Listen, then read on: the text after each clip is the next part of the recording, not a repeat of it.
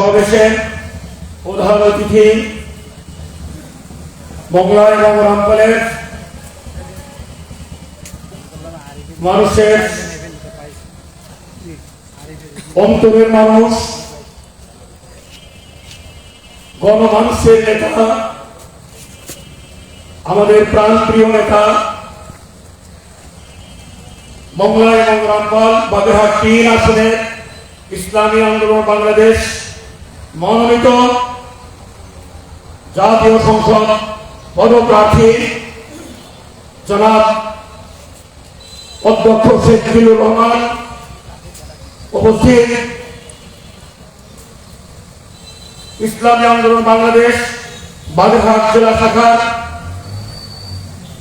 সংগ্রামী সাংগঠনিক সম্পাদক জনাব মাওলানা ইউসুফ ইকবাল, উপস্থিত ইসলামী আন্দোলন বাংলাদেশ বরণগঞ্জ উপজেলা শাখার সম্মানিত সভাপতি জনাব মাওলানা এম সাইফুল ইসলাম, উপস্থিত বাংলাদেশ জামাত ইসলামী মংলা পৌর শাখার সংগ্রামী নায়েবে আমির মুফতি মাওলানা মনিরুজ্জামান সহ জামাত ইসলামীর অন্যান্য নেতৃবৃন্দ, বাংলাদেশ খেলাফত মজলিসের নেতৃবৃন্দ, এনসিপি এবি পার্টি সহ অন্যান্য দলের সম্মানিত নেতৃবৃন্দ, উপস্থিত ইসলামী আন্দোলন বাংলাদেশ মংলা উপজেলা শাখা, পৌর শাখা, ইউনিয়ন শাখা সহ সকল স্তরের দায়িত্বশীল এবং নেতৃবৃন্দ, আমার সামনে উপবিষ্ট শান্তিকামী এবং যারা এদেশে ইসলামকে ক্ষমতায় দেখতে চায় সেই তৌহিদি জনতা, গণমাধ্যমের সম্মানিত কর্মীবৃন্দ, প্রশাসনের ব্যক্তিবর্গ এবং সম্মানিত সুধী, আজকে কেন এই গণসমাবেশের আয়োজন, কেন্দ্র কেন এই ঘোষণা দিয়েছে গণসমাবেশে আমরা সকলে জানি। জুলাই ২৪ গণঅভ্যুত্থানের পরে বাংলাদেশ একটি ফ্যাসিবাদ এবং স্বৈরাচার মুক্ত স্বাধীন বাংলাদেশ। আমরা এক সময় গত ১৬-১৭ বছর পর্যন্ত মসজিদের বাইরে মঞ্চে ময়দানে আমরা ন্যায্য কথা বলতে পারিনি, বলতে দেওয়া হয়নি। বিরোধীদের দমন নীতি চালিয়ে তাদের জবানকে রুদ্ধ করে দেওয়া হয়েছিল, কিন্তু তার অবসান ঘটেছে। যাদের মাধ্যমে, যাদের আন্দোলনে, যাদের জীবনের বিনিময়ে, যাদের রক্তের বিনিময়ে, যাদের অঙ্গ প্রত্যঙ্গ চোখ সহ অঙ্গ প্রত্যঙ্গ হারানোর বিনিময়ে সর্বস্তরের ছাত্র এবং জনতার গণঅভ্যুত্থানের মাধ্যমে আজকে আমরা স্বাধীনভাবে কথা বলতে পারছি। যারা গণঅভ্যুত্থানে যারা শাহাদাত বরণ করেছে এবং যারা বন্ধুত্ব বরণ করেছে, যারা শাহাদাত বরণ করে কবর জগতে চলে গেছে, তাদের রুহের মাগফিরাত এবং নাজাত কামনা করছি। পাশাপাশি যারা বন্ধুত্ব বরণ করেছে তাদের আসল সুস্থতা কামনা করছি মহান রব্বুল আলামিনের দরবারে। আমাদের ৫ দফা দাবি, আপনারা জানেন এই ৫ দফা দাবি হল ন্যায্য দাবি। এই দাবি পূরণ করতেই হবে। আমাদের নির্বাচন কমিশনের প্রধান নির্বাচন কমিশন ইতিমধ্যে বলেছেন যে পিআর পদ্ধতি সংবিধানে নেই। আমি বলতে চাই আপনারা যা যা করছেন কোনটা সংবিধানে রয়েছে বলেন। পরবর্তী নির্বাচিত সরকার এসে আপনাদের কার্যক্রমগুলিকে যদি বৈধতা না দেয়, আইনের আওতায় কিন্তু আপনাদেরকে আসতে হবে। সেটা কি মনে আছে আপনাদের? আর আপনারা বলেন পিআর পদ্ধতি নির্বাচনের মানে সংবিধানে নেই। দেশে ৭০% বেশি মানুষ পিআর পদ্ধতি চায়। সারা পৃথিবীতে ৯১টা দেশে পিআর পদ্ধতি চালু রয়েছে।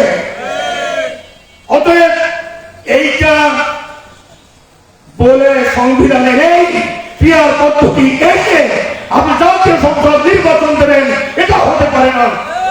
পিআর পদ্ধতিতে নির্বাচন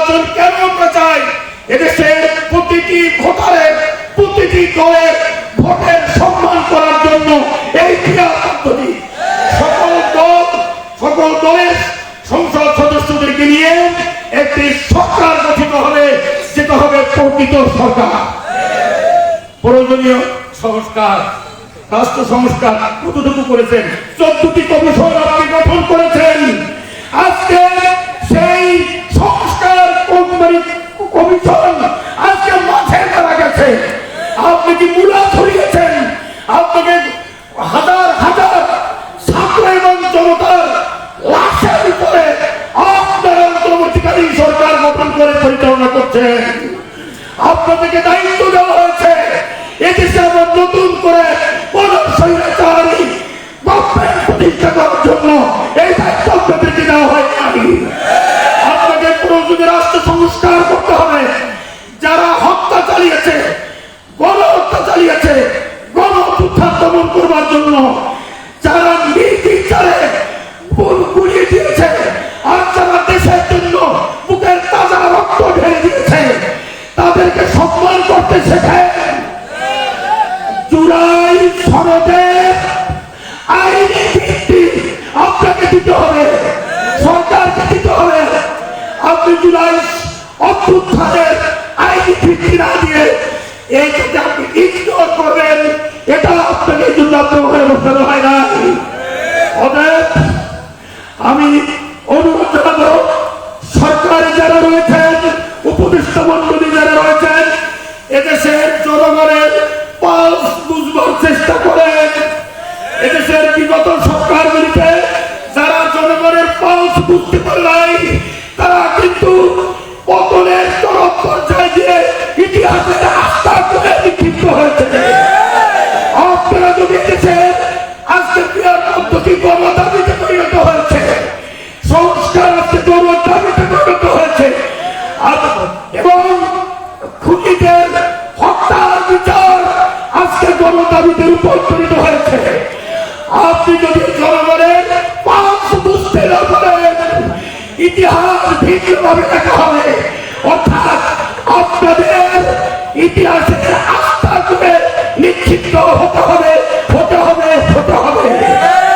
আসলে আমরা যেখানে উপস্থিত, আমাদের এই ক্রিয়ার পদ্ধতি সহ বাস্তব দাবি গণ দাবিতে রূপান্তরিত হয়েছে। এই দাবিতে আমাদের সামনে চলতে হবে। আর এদেশে ইসলামী আন্দোলন বাংলাদেশ ঐক্যপ্রবাসী একটি দল, অর্থাৎ এদেশের ইসলামী দলগুলো এবং অন্যান্য শান্তিকামী দলগুলোকে ঐক্যবদ্ধ করে একটি বাক্সে পরবর্তী নির্বাচনে আমাদের ভোট দিয়ে ইসলামকে জয়যুক্ত করতে হবে। ইসলামকে জয়যুক্ত রাখা পর্যন্ত এদেশের গণমানুষের শান্তি এবং মুক্তি আসতে পারে না। আল্লাহ তাআলা যেন আমাদেরকে সেই পদ্ধতিতে ঐক্যবদ্ধ হবে আমাদের আন্দোলন সংগ্রামের মধ্য দিয়ে আমরা এগিয়ে যেতে পারি। আগামী নির্বাচনে হাত পাখা শান্তির প্রতীকে ভোট প্রদানের উদাত্ত আহ্বান জানিয়ে সবাইকে ধন্যবাদ জানিয়ে আমার আলোচনা শেষ করছি। আমার আসসালামু আলাইকুম ওয়া রাহমাতুল্লাহ।